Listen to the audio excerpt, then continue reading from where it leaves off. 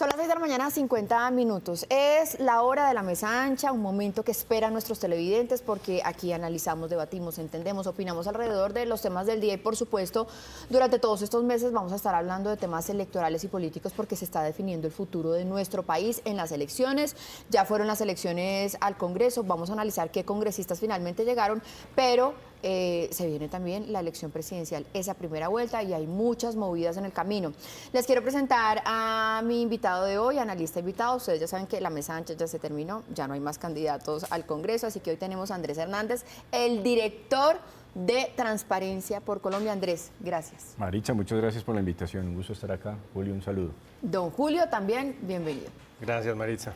Miren, tenemos, digamos como que todas estas movidas, ahorita lo que están definiendo los candidatos a la presidencia son sus fórmulas vicepresidenciales. Dos noticias ya concretas. Aida Quilcue, que es esta líder indígena, senadora, que no se presentó nuevamente al Congreso, es la fórmula vicepresidencial de Iván Cepeda. Y hace pocos minutos se confirmó que el exministro de Hacienda, José Manuel Restrepo, que hoy en día es rector de una universidad en Antioquia, va a ser la fórmula vicepresidencial de Abelardo de la Espriella. Arranquemos analizando eso, Andrés. Bueno, pues movimientos muy rápidos. Creo que los resultados del domingo hace que se agilice esa toma de decisiones por las vicepresidencias. En todo caso, los candidatos tienen esta semana prácticamente para terminar de definir. Hasta el viernes. Y yo creo que aquí lo que estamos viendo es una búsqueda de tener un panorama relativamente claro muy pronto. Creo que los movimientos por el lado, digamos, de fuerzas de la derecha están más interesantes en términos de ver cómo se posicionan, mientras que el pacto histórico ha sido muy claro. La decisión de Iván Cepeda es vamos por el corazón, digamos, del pacto, no estamos interesados en buscar apoyos de nadie más y estamos pues prácticamente confiados que vamos a ganar por nuestra propia posición y por nuestro propio planteamiento. Es decir, la izquierda se vuelve más puritana con la decisión de la fórmula vicepresidencial y la derecha está tratando de acercarse al centro, Julio. No estoy tan seguro que esté tratando de acercarse al centro como conquistar el campo de la derecha. La derecha tiene matices y hay una derecha, digamos, un poco más tradicional y José Manuel Restrepo quizá tiene más llegada a ese tipo de elector, no necesariamente moderación, pero sí es una apuesta, sobre todo por ganar el primer gran obstáculo que tiene Abelardo para ser presidente, que es, por supuesto... ¿qué es lo que le suma José Manuel Restrepo a Abelardo de la Espriella? Me parece que es es una apuesta interesante, una apuesta inteligente, le suma rigor, digamos. Abelardo ha tenido una campaña con mucha alegría, con mucho histrionismo, que genera emociones, pero pues la emoción quizá no es suficiente para tener una candidatura completa y hace falta la razón. Y creo que esa parte de racionalidad, de experiencia también, pues porque José Manuel Restrepo fue ministro de Hacienda en una coyuntura muy compleja del país y tiene, digamos, amplio reconocimiento dentro de las, digamos, llamémosle las élites económicas, las élites empresariales del país. Eso le da una solidez, digamos, hace más robusta la candidatura de Abelardo y creo que eso es importante. Y por el otro lado... Yo también quiero meter aquí el factor académico, ¿no? Porque José Manuel Restrepo fue rector de la Universidad del Rosario y de ahí es realmente de donde viene antes de entrar al sector público y pues actualmente sigue siendo, creo, el rector de la EIA en Medellín. Y adicionalmente te diría, Maritza, que es un reconocimiento de cuál es el principal problema que va a enfrentar la próxima administración, que es el problema fiscal. Gane quien gane, va a tener una bomba fiscal en sus manos y pues un vicepresidente técnico, economista, que ha sido ministro de Hacienda, seguramente es un reconocimiento de eso y una apuesta para que esa sea, digamos, una de las principales rutas del gobierno de un eventual gobierno de Abelardo de la Espriella. Sí, ahora estamos diciendo, sí, Iván Cepeda se mantiene un poquito en el puritanismo de la izquierda, nombrando a Aida Quilcue, que es de sus bases, pero ¿será que le suma algo que quizás en opinión pública, no en votos, le restó al presidente Gustavo Petro, que fue, digamos, terminarse aliando con esos otros sectores que vienen muy cuestionados, como Armando Benedetti, Roy Barreras?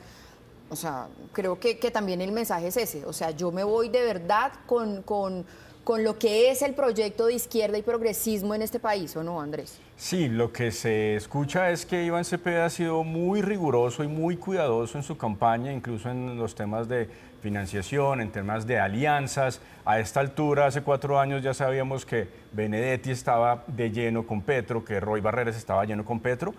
Iván Cepeda se cuida mucho, creo que manda este mensaje otra vez de ir al corazón de su base social.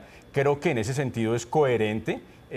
No creo que sea pues una apuesta muy grande por tener más votos, sino por darle un mensaje de alguna manera de tranquilidad y, como lo han planteado, casi que de victoria a su base y a su proyección, Sí. con la tranquilidad además de que ha tenido pues muy buena votación en Senado y en Cámara, y pues que esto le daría un Congreso eventualmente relativamente favorable a un planteamiento si Maritza, gana él. Sí. Es Julio. también un reconocimiento o es un entendimiento sobre cómo funciona la política hoy en una sociedad altamente polarizada. Antes, como se sumaba electoralmente, era tratando de viajar al centro, ¿no? Busquemos un candidato distinto, no sé, un empresario que les sume un perfil distinto al candidato. En un mundo polarizado eso no necesariamente no funciona. En un mundo polarizado a veces se suma yéndose a los extremos, siendo más coherente con los principios de las bases electorales y de las ideas que defiende. Creo que eso es lo que busca Cepeda, repetir un poco la fórmula de Petro. Tampoco Francia Márquez, dijera uno, le sumó un campo electoral o político distinto a Gustavo Petro, pero de todas maneras fortaleció mucho su propuesta. Eso es lo que hace Cepeda. Y adicionalmente el componente que es central para la izquierda radical en Colombia, que es el componente de la lucha de clases, ¿no? Plantea, parece después del domingo, creer que Paloma Valencia va a ser su rival en la segunda vuelta y pone enfrente, digamos, una mujer indígena y va a mover el discurso de los esclavistas contra los oprimidos pueblos indígenas de Colombia, que eso es pues coherente con ese discurso de lucha de clases que Sí. ellos tienen muy presente. En todo caso, pues aquí obviamente la figura de José Manuel Restrepo pues es una gran figura, hay que reconocerlo, pero creo que Julio también menciona una cosa que es importante. Generalmente se han buscado unas fórmulas que sean hombre y mujer porque eso pues también genera una paridad, y ese es el discurso que está moviendo Paloma Valencia. De hecho, hace algunos minutos aquí en nuestra entrevista dijo que todas las fuerzas políticas me acompañen en este sueño de Colombia de que haya o que llegue la primera mujer a la presidencia. Y ahí tengo que pasar también muy rápidamente al tema de Paloma, que es esa tercera jugadora que entra ahora en contienda, que está definiendo su fórmula vicepresidencial. Ellos se lo han propuesto a Juan Daniel Oviedo, pero Juan Daniel Oviedo está en pausa, lo está pensando, no sabe si sí o si no. ¿Podría ser Juan Daniel Oviedo? ¿Le suma o le resta Paloma? ¿Le suma o le resta Juan Daniel? Y si no es él, ¿quién? No, pues evidentemente Juan Daniel Oviedo le suma absolutamente todo a Paloma Valencia. Creo que de alguna manera también le compite un poco a ese perfil de José Manuel Restrepo. Juan Daniel Oviedo es un tipo serio, un tipo de datos, un tipo que tiene claridad y un candidato que ha logrado una base supremamente importante, por supuesto, vista en votos, pero también en términos de opinión. Creo que ayuda de alguna manera a matizar esas posiciones que normalmente ha tenido el Centro Democrático, que son pues controversiales alrededor de los temas de paz y alrededor de otros temas nacionales. Yo creo que Paloma necesita más a Juan Daniel Oviedo que Juan Daniel Oviedo a Paloma. Habrá que ver si él termina de decantarse por esta opción o pensar en lo que pueda venir más adelante. Ahora, lo cierto es que la política es ya, es ahora, y hoy es que tiene 1.200.000 y pico de votos, y habrá que ver qué pasa. Yo creo que quedaría una fórmula muy fuerte, Paloma, Juan Daniel Oviedo, que le podría competir bastante bien a las demás opciones, Cepeda, de la Espriella, y entonces la pregunta estaría alrededor de cómo se cantarán los resultados en primera vuelta. ¿Y si no es Juan Daniel, quién? Yo lo veo un poco distinto, es decir, Juan Daniel sería una apuesta vicepresidencial al parecer evidente, al parecer obvia. El problema es que de cara al elector de la derecha en Colombia, Juan Daniel Oviedo no es necesariamente la mejor opción. No hay que perder de vista que Paloma Valencia, para ser presidenta, primero tiene que conquistar el campo de la derecha. Antes de conquistar la segunda vuelta, tiene que derrotar a Abelardo de la Espriella. O sea, siendo en todo caso, pues la candidata de Uribe ya no tiene conquistada la derecha. No, tiene un espacio, pero definitivamente Abelardo sigue siendo muy fuerte. El problema es que con un candidato, el más a la izquierda dentro de la gran consulta, que es Juan Daniel Oviedo, que digamos su estrategia fue moverse rápidamente hacia la centroizquierda, diría uno, defendiendo banderas tradicionalmente de esos sectores políticos, pues eso le puede restar fuerza en los electores que están muy radicalizados por el gobierno Petro. Entonces, hay una disyuntiva, ¿no? ¿Usted cree que la mejor fórmula para Paloma podría ser más bien una derecha como José Manuel Restrepo incluso. Es decir, hay una disyuntiva importante estratégica porque es que no necesariamente la mejor fórmula para la primera vuelta sea la mejor fórmula para la segunda, es a lo que me refiero, ¿no? Sí. Un candidato como Juan Daniel le puede restar fuerza dentro del campo que necesita ganar justo ahora. Bueno, pues ese dilema lo tendrá que resolver Paloma de aquí al viernes. Andrés, tengo que pasar al tema del Congreso porque Claro. tengo que preguntarle ese Congreso que se eligió, porque uno ve muchas personas ya conocidas, con procesos encima, con investigaciones e incluso con imputaciones. Pero entre los nuevos también hay unos nombres que uno dice, uy, esto no me suena tan chévere.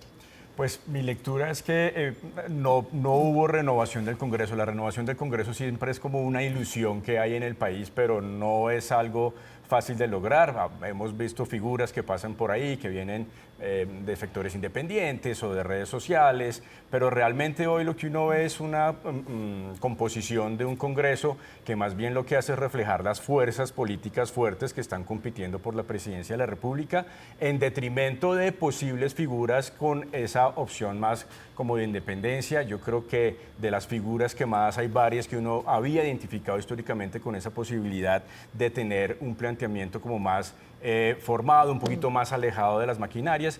Quedan figuras importantes de opinión pública o reconocidas entre la opinión pública, una Catherine Miranda, entra Daniel Briceño, interesante, Jennifer Sí. Pedraza se logra salvar, pero entran también figuras con procesos en la Corte Suprema de Justicia. Entran y repiten, ¿no? Y repiten, Además. sí, que es sorpresivo de alguna manera. Y habrá que ver qué pasa con esos procesos. Hasta la semana pasada hubiéramos tenido la decisión de la Corte Suprema que no se dio, que hubo empate sobre estos congresistas cuestionados en el escándalo de gestión de riesgos. Habrá que ver qué pasa. Esperamos que la Corte siga avanzando. Sí, Julio. Es cierto que entraron congresistas muy cuestionados por temas de corrupción, con investigaciones, con dudas, otros pues con investigaciones periodísticas que dan cuenta de relaciones muy cercanas, muy oscuras, por ejemplo, María Eugenia Lopera, por ejemplo, el señor Wadid Mansur, etcétera. Sin embargo, también hay que decir que los sectores de opinión también ganaron espacio. Si uno va a ver los resultados, crecieron los sectores, digamos, creció el Congreso ideológico. Yo partiría el Congreso en dos, un Congreso que vota por, digamos, ideas y que tiene una agenda programática e ideológica, y otro Congreso pues que es un Congreso clientelar que no tiene, digamos, una ideología definida y que se mueve dependiendo de quién gobierna. El bloque ideológico del Congreso, que es lo que llamarían el voto de opinión, creció. No, digamos, no es mayoritario todavía, no es hegemónico, pero creció. Entonces, pues sí, esos dos matices vamos a tener, y seguramente siempre van a existir ese tipo de fenómenos, sobre todo en un país con tantos, pues, esto al final es un problema de pobreza, ¿sí? Que el voto es muy barato y que la gente le compra el voto por un tamal, es porque somos un país pobre. Mientras no solucionemos el problema de pobreza, también vamos a tener el problema de clientelismo y corrupción en la política, porque es muy barato en muchas zonas del país y en muchos sectores sociales comprar el voto. Entonces, hay un leve avance, digamos, pero sigue siendo un Congreso que tiene esa característica. Bueno, pues vamos a ver qué pasa con el Congreso de la República. Lo que sí es cierto es que por muy independiente que parezca cuando se elige o por muy gobernista que parezca cuando se elige, casi siempre terminan haciéndose alianzas políticas alrededor del gobierno nacional, que es el que tiene, sí señores, la mermelada completa. Andrés, muchísimas gracias. Julio, muchísimas gracias. Mañana nos volvemos a ver, 7:04 de la mañana. Hacemos una breve pausa y ya volvemos con más.